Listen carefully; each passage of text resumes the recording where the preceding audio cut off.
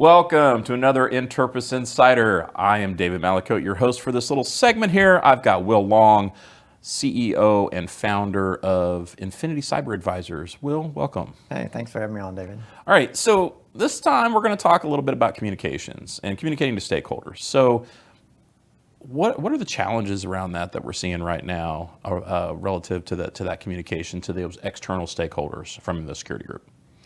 Well, David, for communicating to external stakeholders, it's really about having a risk conversation with the leaders. What is the business risk? And to have that complete conversation, we need to know our maturity. We need to know how we stack up against the best practices and frameworks. But really, to have that complete conversation, we need to know how we stack up against the threats that are coming at us and our industry that we're operating in. And to tell that story, using a tool like Interpres, you can really put the whole picture together and have a conversation with your stakeholders around, these are the threats we're seeing, these are what's going on in the industry, and here's how our maturity and our environment stacks up against that. What is our posture matched up against that? Rather than having a conversation that's only vulnerability based or only maturity based, because that really only paints part of the picture.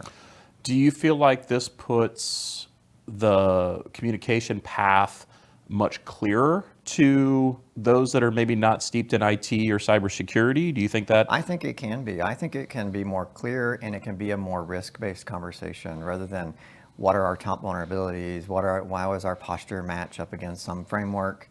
Now we're actually having a risk-based conversation, because at the end of the day, those executive leaders, those boards, those audit committees and so forth, they're managing business risk at the end of the day. And without the threat picture and doing it continuously, where you can report what are my threats this month and how are they different next month, and how do I do this continuously, now I'm actually having a conversation based on risk rather than just vulnerabilities or posture. Love it, love it. All right, gang, so that was another Interpres Insider. Appreciate it. Come to the next one.